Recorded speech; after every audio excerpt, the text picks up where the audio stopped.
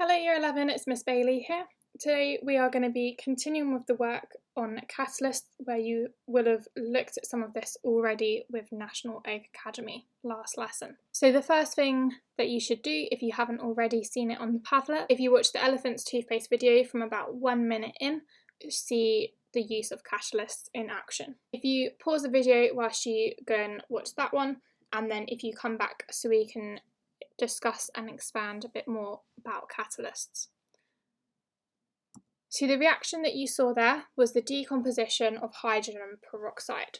So our hydrogen peroxide molecules decompose into oxygen gas and water.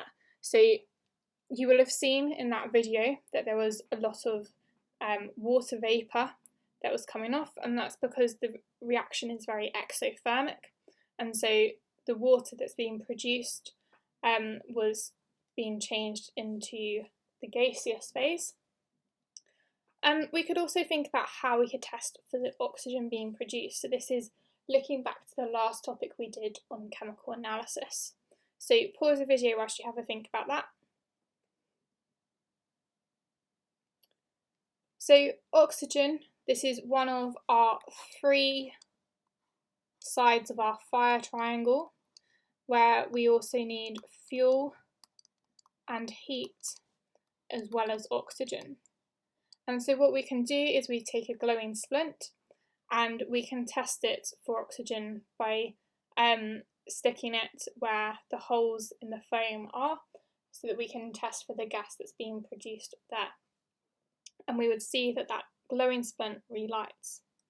So advantages of catalysts are that whilst we use expensive metals for them, because they get reused in a reaction, it's actually cheaper than paying for the extra energy that would be required for the reaction to happen without it. And as well as that aspect, because they don't get used up, we only actually need to have a tiny amount of the catalyst in order for that to happen. And so the main advantages here is that we save money through having the lower energy costs, and therefore we save the environment because less fossil fuels are needed to burn for those higher energy needs.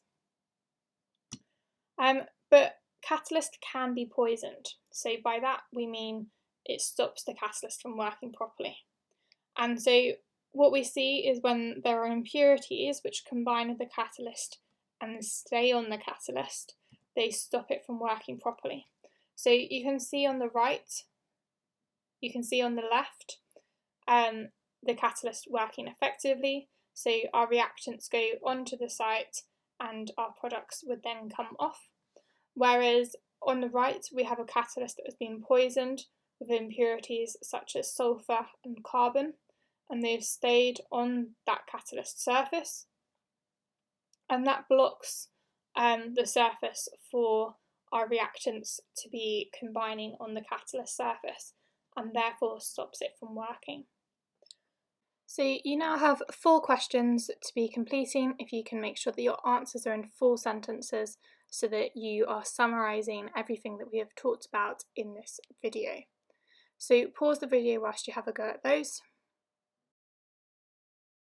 So what I'd like you to have a go at doing is there are some exam questions about catalysts for you to have a go at, and we will then review these answers next lesson. Thank you all for watching, and see you next time.